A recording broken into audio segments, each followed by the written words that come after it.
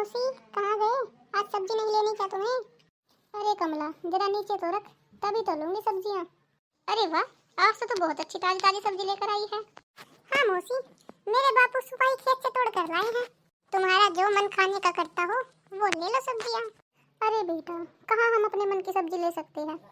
जो बहुएं कहती है मैं तो वही ले लेती हूँ। सही बात है मौसी, आके बनानी भी तो उन्हें ही है। एक बात बताओ मौसी, मैंने सुना है कल तुम बिमला ताई के यहाँ खाना खाने गई थी। हाँ? ये सब तुमसे किसने कहा? कल जब बिमला ताई के यहाँ सब्जी देने गई थी तो उनके घर की बहू बता रही थी, कह रही थी कि दो बहुओं के होते हुए भी शांति हमारे घर पे आती है खाना खाने। जब दिल करता है चाय पीने आ जाती है, जब मन करता है खाना खाने आ जाती है।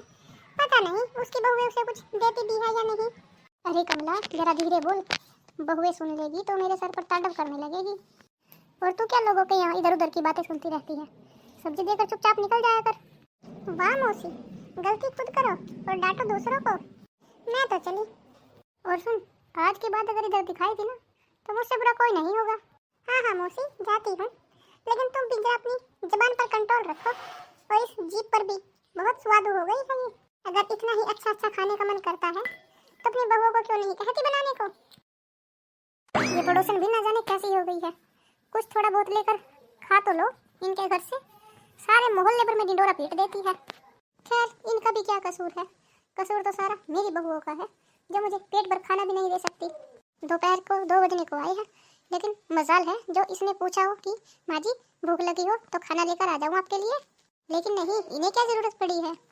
हे भगवान, इतनी जोर से भूख लग रही है, लगता है मुझे ही आवाज लगाकर बुलाना पड़ेगा। बहू, ओ बड़ी बहू। क्या बात है माँ जी, क्यों चिल्ला रहे हो आप इतना? अरे बेटा, 2 बज गए हैं, मुझे भूख लग रही है, तूने अगर खाना बना लिया हो तो दे दे मुझे। हाँ हाँ, ला रही हूँ, बन गया है। 2 मिनट भी खाना अगर लेट हो जाए तो अब तो नाचने लग जाती है। 2 मिनट भी आपसे भूख बर्दाश्त नहीं होती? अरे मैं इंसान हूँ, कोई मशीन तो नहीं। ये लो, मैंने आज खाना नहीं बनाया था, मेरी तबीयत खराब थी, इसीलिए मैंने सिर्फ रोटियां ही बनाई है, इनके साथ खा लेना। हे भगवान, ये दिन दिखाने से पहले तूने मुझे उठा क्यों नहीं लिया? इनके गुजरने के बाद तो इन लोगों ने मेरी हालत एक भिखारिन के जैसी कर दी है। कभी भी ढंग से खाना नहीं देती, कभी रोटी चटनी, कभी रोटी मिर्च, कभी रोटी प्याज, बस यही सब खा रही हूँ मैं। जब तक ये थे तब तक मैं सोचती थी कि मेरा भी परिवार है, मैं भी खुशी खुशी रह सकती हूँ। जो मन करता था वो बनाती थी, वो खिलाती थी, अपने बच्चों को भी खिलाती थी। लेकिन इन्हें देखो, इनसे तो एक का भी पेट पाला नहीं जाता। इतना कमाते हैं मेरे बेटे, लेकिन फिर भी मुझे साल भर अपने पास नहीं रख सकते। 6 महीने यहाँ तो 6 महीने वहाँ। मेरा तो इसी तरह से गुजारा चल रहा है। पता नहीं कितने दिन और इस तरह से मुझे धक्के खाने पड़ेंगे। माँ जी, देवर जी का फोन आया था कि वो कल आपको लेने आ रहे हैं। आप अपना सामान पैक कर लीजिएगा, कहीं कुछ छूट न जाए। फिर आप वहाँ से फोन करके कहते हो मेरा ये रह गया, मेरा वो रह गया। मैं वहाँ देने नहीं आऊँगी। फिर तो जब अगली बार आप यहाँ रहने आओगे तभी आपको चीजें यूज करने को मिलेंगी। चलो, जैसा भी दिया है खा लेती हूँ। छोटी बहू, ओ छोटी बहू, मैं आ गई बेटा, जरा बाहर तो आओ। क्या बात है माँ जी, क्यों आते ही हल्ला गुल्ला मचा रहे हो? हाँ? अरे बहू, मैंने सोचा तू किचन में काम कर रही होगी तो इसीलिए तुझे आवाज लगा ली बेटा। माँ जी, मैं किचन में काम कर रही थी, इसका मतलब मैं बहरी हो गई क्या जो इतनी जोर जोर से चिल्लाओगे आप? आओ बैठ जाओ, खड़ी क्यों है इतनी देर से? अरे बेटा, तूने कुछ खाने को बनाया हो तो ले आ, जरा भूख लगी है मुझे। क्यों माँ जी, आप क्या खाना खा के नहीं आए घर से? दीदी ने आपको खाना नहीं खिलाकर भेजा क्या? अरे नहीं बेटा, वो तो सुबह सुबह मार्केट चली गई थी और मुझे बोल कर गई थी कि तुम दीदी के यहाँ ही खाना खा लेना जाकर। हाँ हाँ, वो क्यों खाना खिलाएंगी, वो तो चाहती ही है काम से बचना, सोचती है कम से कम एक समय का खाना तो बचे। हे भगवान, लगता है छोटी बहू का भी मूड ठीक नहीं है, ये भी मुझसे अच्छी तरह से बात नहीं कर रही है। लगता है मेरे आने से खुश नहीं है ये भी। लेकिन हे भगवान, मैं भी जाऊं तो कहाँ जाऊं? इन दोनों बेटों के अलावा मेरा कोई तीसरा सहारा भी तो नहीं है। अब जैसे ही मुझे रखेंगे मैं वैसे ही रह लूंगी, मुझे तो अपना समय ही काटना है बस। दोनों बेटों के बीच में मैं तो ऐसे पिस रही हूँ जैसे गेहूं के साथ घुन पिसता है। ना तो मैं इधर की रही और ना ही मैं उधर की रही। इधर आती हूँ तो ये बहू नाराज हो जाती है और वहाँ पर जाती हूँ तो वो बहू नाराज हो जाती है। जैसे तैसे करके मैंने वहाँ 6 महीने काटे, अब यहाँ भी भगवान करे ये 6 महीने अच्छे से कट जाए। माँ जी, मैं मार्केट जा रही हूँ, सब्जियाँ खत्म हो गई हैं, सब्जियाँ लेकर आती हूँ। आप तक यहीं पर बैठे रहना और हाँ, मेरे जाने के बाद किचन में ताका झाकी मत करने लग जाना। आपको जो भी खाना खाना है मैं आने के बाद बना कर दे दूंगी आपको। अरे बेटा सुन ना, बहुत दिन हो गए मुझे, मैंने पकोड़े नहीं खाए। तो एक काम कर, बाजार तो जा रही है, मेरे लिए थोड़े से पकोड़े ले आ या फिर घर पर ही बना लेना।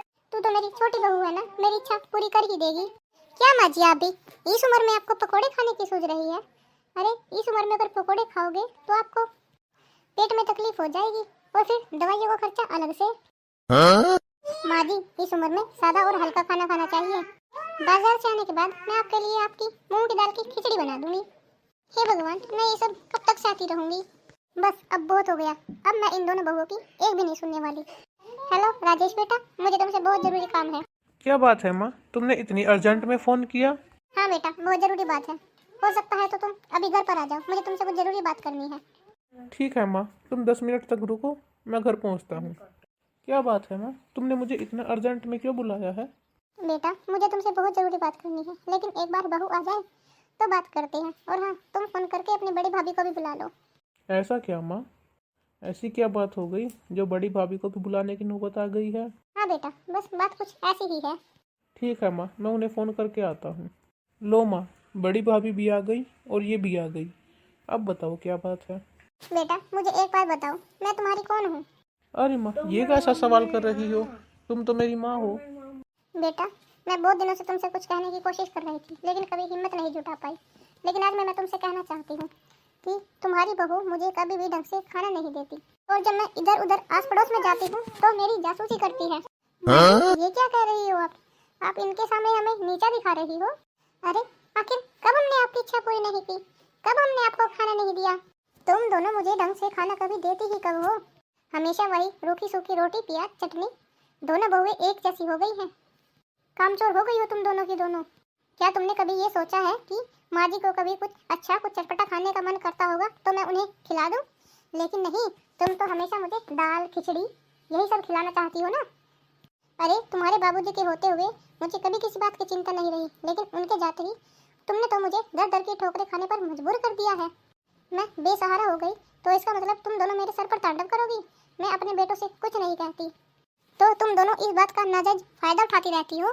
अरे हम तो अकेले थे, फिर भी हमने मिलकर दो दो बच्चों को पाला है, लेकिन मैं अकेली जान दो दो बच्चों से नहीं संभाली जा रही। अरे इतना तो बड़ा पेट भी नहीं है मेरा कि मैं पूरे घर का खाना खा जाती हूँ। मुश्किल से 2 रोटी ही खा पाती हूँ, और वो भी तुमसे अच्छे से नहीं दी जाती। मेरा कहा याद रखना बहू, जैसा तुम आज मेरे साथ कर रही हो लौट कर वैसा तुम्हारे पास बिल्कुल आएगा। आज तुम मुझे एक एक दाने के लिए तरसा रही हो, कल तुम्हारे बेटे तुम्हें तरसाएंगे।